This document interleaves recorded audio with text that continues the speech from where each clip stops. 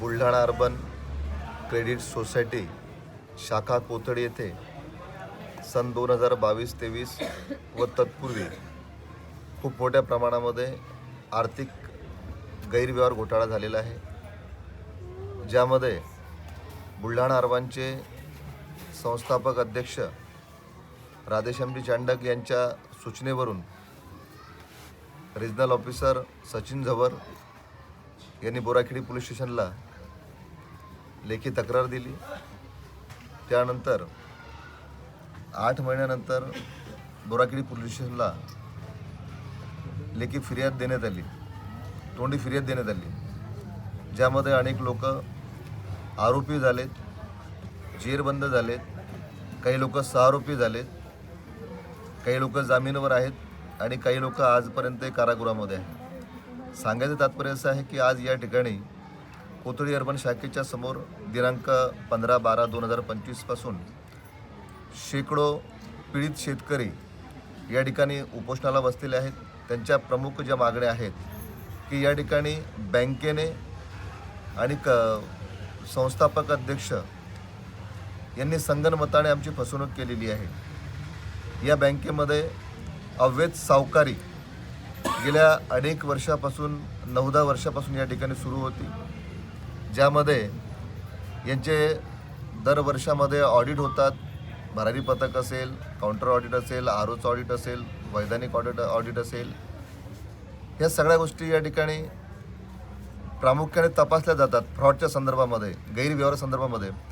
मग यांच्या ह्या गोष्टी निदर्शनास कशा आले नाही, म्हणून या ठिकाणी बँकेने मूळ गैरव्यवहार घोटाळा बाजूला ठेवून फक्त FDच्या संदर्भामध्ये 1,37,00,000ची तक्रार केली।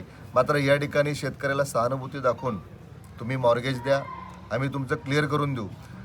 यामध्ये बरेचसे जे लोक आहेत हे अशिक्षित आहेत, अंगठे बहाद्दर आहेत, ज्यांना कुठल्याच प्रकारचं ज्ञात नाही आहे। यांनी आपले सातबारे दिले बँकेने। आम्ही जो वारंवार शब्दप्रयोग या ठिकाणी करत आहे, नियमबाह्य प्रकरण। बँकेला रिझर्व्ह बँकेने काही नॉर्म्स दिलेले आहेत, काही अटी व शर्ती घालून दिलेल्या आहेत कर्ज प्रकार मंजूर करून देत असताना। यामध्ये प्रथमतः कर्जदारांनी शाखा व्यवस्थापकाला कर्जाची मागणी केली पाहिजे। संबंधित शाखा व्यवस्थापकांनी सर्व कागदपत्राची छाननी करून तसा पाहणी अहवाल जोडून या ठिकाणी त्यांचे जे रिजनल ऑफिसर आहेत त्या रिजनल ऑफिसरला रितसर ते कर्ज प्रकरण फॉरवर्ड केलं पाहिजे। रिजनल ऑफिसरची सुद्धा एक ती नैतिक जबाबदारी आहे की त्या फाईलमध्ये संपूर्ण दस्तावेज आहे किंवा नाही आहे ते सर्व तपासणे आणि नंतर मग वरिष्ठांना म्हणजे जिल्हास्तरीय जी छाननी समिती असते ती छाननी समिती त्याच्यामध्ये पडताळणी करते आणि मग ती अंतिम पडताळणी झाल्यानंतर शाखेचे जे अध्यक्ष आहेत किंवा संचालक मंडळ आहेत ते त्याला अंतिम मंजुरी देण्याकरता त्यामध्ये कारवाई करत असतात। पण हा सगळा प्रकार जर आपण पाहिला तर यांना ही जी रक्कम होती, अपहाराची रक्कम, ही सामान्य जनतेकडून वसूल करायची होती। म्हणून त्या अनुषंगाने त्यांनी काय केलं की याच्यामध्ये सगळे नियमबाह्य कामं करून, म्हणजे नियमबाह्य म्हणजे काय, अल्पावधीमध्ये कोटी रुपयाचे मॉर्गेज त्यांनी केले। म्हणजे जास्तीत जास्त तो कालावधी जर म्हटला तर साधारणतः 8-15 दिवसाचा कालावधी आहे। 15 दिवसाच्या आतमध्ये 11 कोटीचे मॉर्गेज करणं हे शक्यच नाही आहे, ज्यामध्ये अनेक प्रकारच्या डॉक्युमेंटरी त्रुटी आहे आणि खऱ्या अर्थानं त्यांनी त्यांच्या हेतू जो होता लोकांच्या सातबाऱ्यावर बोजा चढवायचा तो हेतू त्यांचा साध्य झाला। हा सगळा प्रकार ज्यावेळेस आम्ही या संस्थेचे अध्यक्ष राधेश्यामजी चांडक यांच्या निदर्शनास आणून दिला, त्यांच्या उपस्थितीमध्ये हे सगळी लोक त्या बैठकीला प्रामुख्याने उपस्थित होते।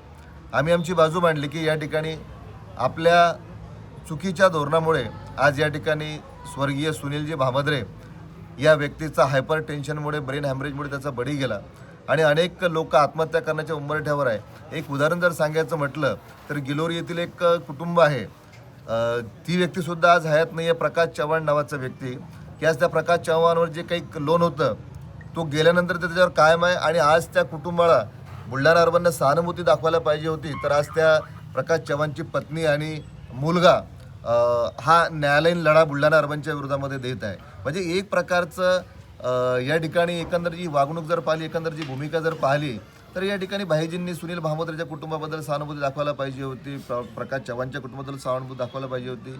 पण अशा प्रकारची सहानुभूती न दाखवता या ठिकाणी सर्रासपणे जो आपला एक बिझनेस आहे, व्यवसाय वाढवण्याकरता यांनी लोकांच्या प्रॉपर्ट्या या ठिकाणी फसवलेल्या आहे।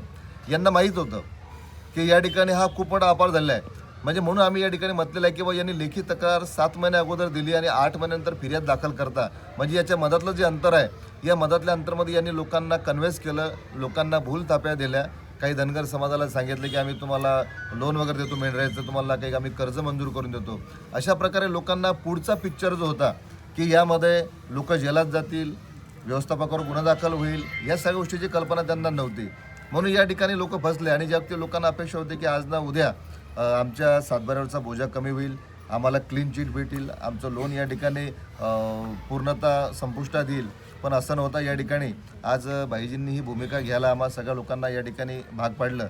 म्हणून आम्ही शासनाला विनंती, प्रशासनाला या ठिकाणी या मागील महिन्या 2 महिन्यामध्ये विनंती केली की आम्ही कर्ज प्रकरण ची मागणी करत असताना यांनी आमच्या प्रकरणामध्ये कुठले कुठले डॉक्युमेंट लावले, आमच्या सह्या आहेत काय, आमच्या अंगठ्या आहेत काय, जमादाराचे स्वाक्षर आहेत काय, या सगळ्या गोष्टीची पूर्तता यांनी केली का. ही जर यांनी पूर्तता केली असेल तर काही हरकत नाही. पण या बऱ्याचशा प्रकरणामध्ये यांनी आम्ही जे काही मुद्दे या ठिकाणी 5 प्रकारच्या ज्या मागण्या आहेत, या मागण्यामध्ये बऱ्याचपैकी तथ्य आहे. खऱ्या अर्थानं जर प्रशासनाने नैतिकता जर दाखवली आणि नैतिकतेचा आधार घेऊन जर या ठिकाणी बुलढाणा अर्बन क्रेडिट सोसायटीची जर सखोल चौकशी जर कधी केली तर अशा अनेक गोष्टी या ठिकाणी बाहेर येणार आहे की ज्या जनतेच्या ठेवीच्या भरोशावर, ज्या मेंबरच्या भरोशावर, कारण की सोसायटी आहे, सोसायटी म्हणजे या ठिकाणी जनता मालक आहे, ठेवीदारांच्या ठेवीच्या भरोशावर ही बँक चालते. त्यामुळे ह्या सगळ्या गोष्टी जर आपण कधी सखोल पद्धतीने चौकशी जर कधी केली त्याच्यामध्ये बऱ्याचशा गोष्टी पुढे येणार आहे. म्हणून आज आम्ही गेल्या म्हणजे कालपासून आम्ही या ठिकाणी उपोषणात बसलेलो आहे. आजपर्यंतही बँकेने कुठल्याही प्रकारची याच्यामध्ये गंभीरता किंवा तत्परता या ठिकाणी दाखवलेली नाही आहे. पण आज हा जो दुसरा दिवस आहे, ह्या सगळ्या एकंदर परिस्थिती अवलोकन करत असता या ठिकाणी अनेक लोक ज्यांची बायपास सर्जरी झालेली आहे, ज्यांची अँजिओप्लास्टी झालेली आहे, ज्यांचं वय एवढं आहे की ज्यामध्ये आज त्या लोकांकडे पाहून फार वाईट वाटते की या लोकांनी कधी आयुष्यात असा विचार नसेल केला. कारण की याच लोकांच्या कष्टाच्या आणि घामाच्या पैशानं ही आज बुलढाणा अर्बन संस्था जी दिसत आहे, कोथळी अर्बन शाखा, हे खऱ्या अर्थानं या लोकांच्याच पैशामुळे आज ही उभी आहे. आणि आज याच लोकांना या ठिकाणी रस्त्यावर येऊन आंदोलन करण्याची वेळ येत आहे, तर ही दुर्दैव आहे. म्हणून आजच्या प्रसंगी एवढं सांगू इच्छितो की ही लढाई आता आर्यापारची आहे. या लढाईमध्ये एक तर आता ती जे आपण महात्मा गांधींनी जो नारा दिलेला आहे, करो या मरो, बरोबर आहे. तर या ठिकाणी एक तर आम्ही रस्त्यावरची लढाई लढण्याकरता पूर्ण ताकदीनिशी सर्व पीडित लोक तयार झालेलो आहोत. आम्ही न्यायालयीन लढाई लढण्याकरता तयार झालेलो आहोत. आम्हाला बाबासाहेबांच्या घटनात्मक संविधानावर आम्हाला विश्वास आहे की या ठिकाणी हा देश बाबासाहेबांच्या संविधानानं चालतो.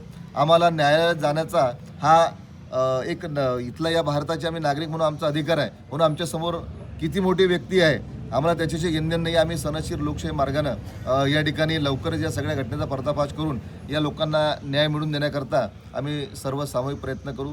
एवढं आजच्या प्रसंगी बोलतो, थांबतो. जय हिंद, जय भारत, जय शिवराय.